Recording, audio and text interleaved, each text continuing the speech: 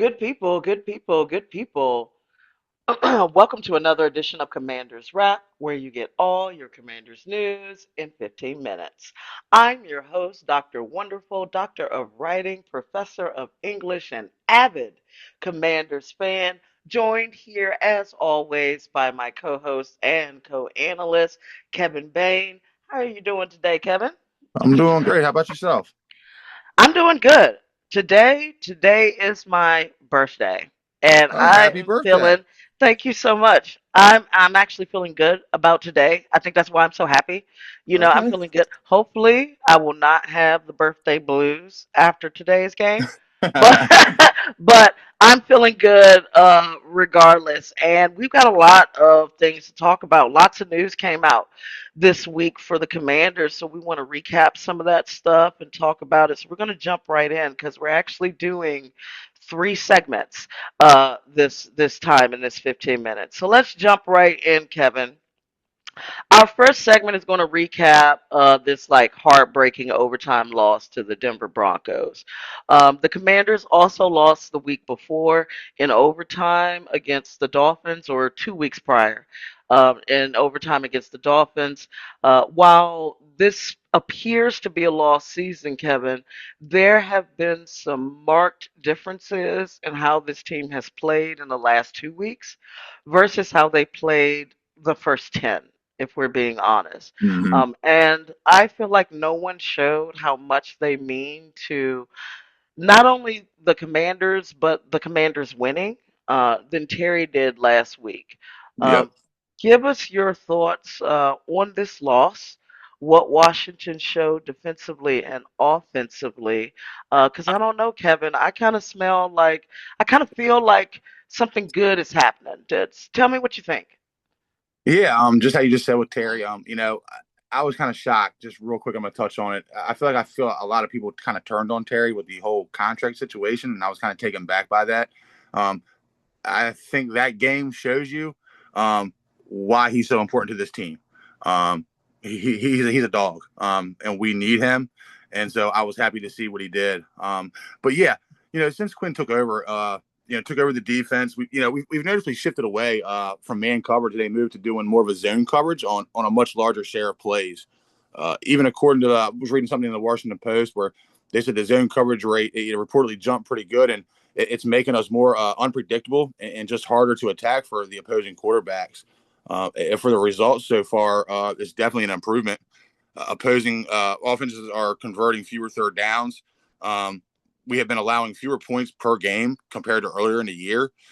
Another thing I noticed was in this game, they were getting pressure and disrupting the quarterback. I believe they only had, I think it was one official sack, but they were consistently putting pressure on Bo, and it's forced him to throw off target throws over and over again. And there was one point in the game where I was looking, I'm like, yeah, he looks pretty frustrated.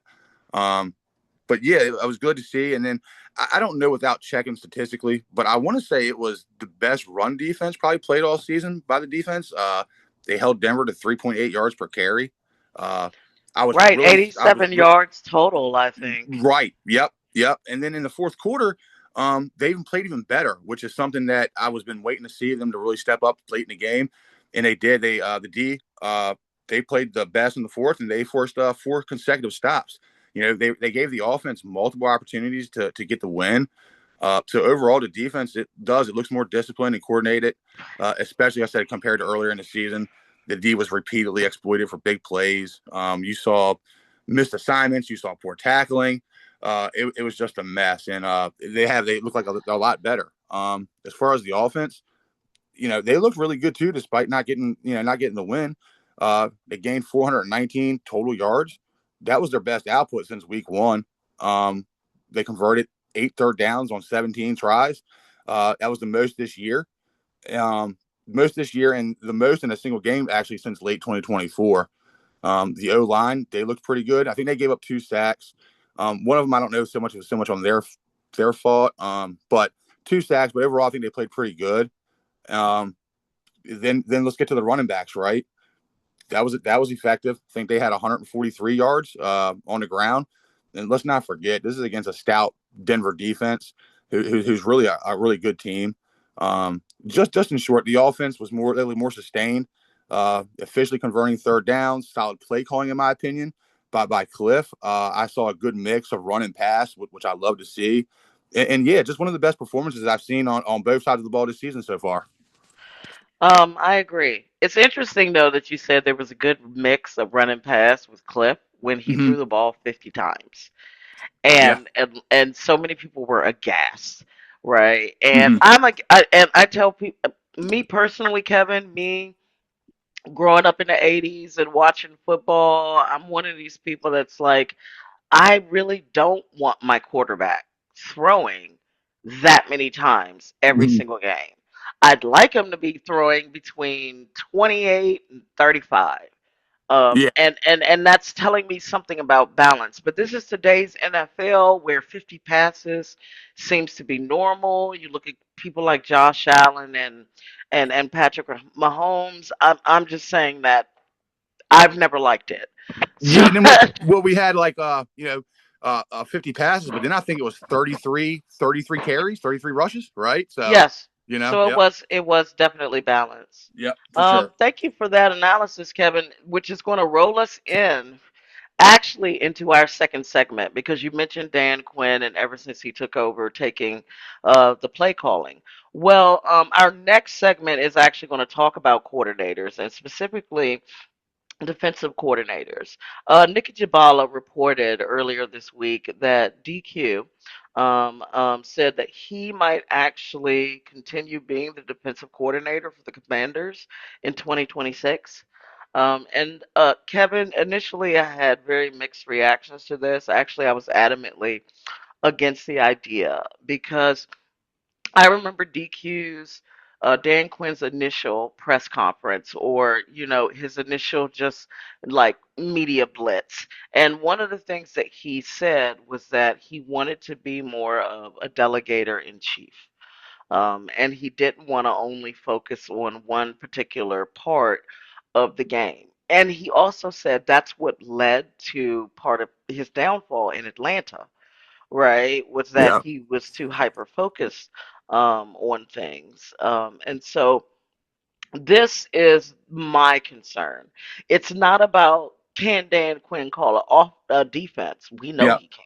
Yeah. Right, that's not a question. But Hmm. tell me, what do you make of this pivot from DQ? Would you be for him staying as the defensive coordinator? Or in your opinion, should he find another external option? As there will be some intriguing defensive coordinator options on the market this offseason. Yeah. So, right when Quinn took over, shortly after, the exact thing kind of crossed my mind about, for the reasons that you just mentioned, Dr. Wonderful, are the exact reasons why I'm not a fan of it. Um, I think there's plenty of defensive coordinator candidates out there that are very knowledgeable. Some have already proven themselves. I think you can trust that person to do their job. I know the game against Denver, calling both calling being a head coach and then calling the plays on the defense. And, it was a solid game, but to do that week in and week out, that can be difficult to do. So yeah, I think they should look for I don't know if there's anyone necessarily inside that we already have. There could be, but I know there's probably a few names out there on the outside that I think should probably get interviews and might make a good fit. But yeah, we'll see. Agreed. And I think internally, the only person who would make sense would be Ken Norton, which would be at his second try. Okay. At it, right? What Yeah. and I'm not necessarily advocating for or against, but when looking at who's there, you're like, well, who's most likely? Just Yes. like I think Yes. if we go OC, most likely is Brian Johnson, the former Hmm. Eagles, Yeah. right? And Yeah. now they and I just would assume, right, that doesn't mean that that's what it would be. Yeah. I think if Tennessee winds up firing its entire staff, the defensive coordinator guy from over there would Hmm. be very intriguing. Yes. Right, like Yeah. maybe I agree. right, like there are, like I said, there are some intriguing external candidates, but we still got 5 weeks left. Yeah. So, every week, every day, new information. So maybe we'll think differently if Washington is able to hold the Vikings to 19 points and win this game, and Right. we'll Yeah. definitely see. Yeah. For sure. So our last segment that we're going to cover for our fans today is going to be one about playoff scenarios. Can you believe it? Believe it or not, like the Commanders are not out of the playoff hunt. In fact, if they win out and if Philly loses out, Washington can actually make the playoffs. Now, I know that I've said I don't know that Philly loses out, but Philly's got a really tough slate of games if you look at it. But the one game that I've circled is the Raiders, and Yeah. that's the game that I think Philly will actually win, Yeah. right? Like, Yeah. so I think that they will beat the Raiders, and that will be their key to the playoffs. But still, even if that happens, right? Let's look at what we've got happening. Jayden Daniels is back today against the Vikings. Noah Brown was cleared yesterday, early afternoon yesterday. Not Hmm. sure if he's playing, but Noah Brown was cleared, right? And Yep. some fans are thinking, Kevin, that the Commanders could win out, regardless if it lands them in the playoffs. Uh-huh. Right? This is Yep. about what the Commanders could do. Right. So many fans feel like the Commanders could win out, and I want to focus on that. Not necessarily playoffs, this, that, and the other, Exactly. but what are your thoughts on these last 5 games? The Commanders winning out, Jayden Daniels returning, and making a run. What do you think? Yeah. I mean, kind of exactly what you just said as far as look, for me, look, I know anything is possible, right? Anything can happen. Philly could possibly lose their next five, and we could win ours, and you know, anything is possible. I don't think it's likely, and I'm not personally focusing on that.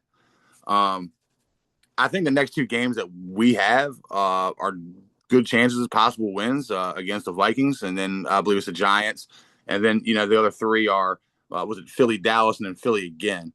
Um, I think you probably have a better shot at probably hitting the lottery than us making the playoffs. So again, me personally, I'm not even worried about a playoff push. I'm more so just looking to finish the season strong. Building momentum, getting some of these younger guys more experience, and just pretty much finishing on a strong note. Um, and look, what I'm about to say next, it might be a very unpopular opinion. I may have changed that opinion since at first was announced, and I think I have. But at first, when they told us that he was cleared, Jayden was cleared to play, um, I was thinking, don't do that. I'm not sure if I would play him.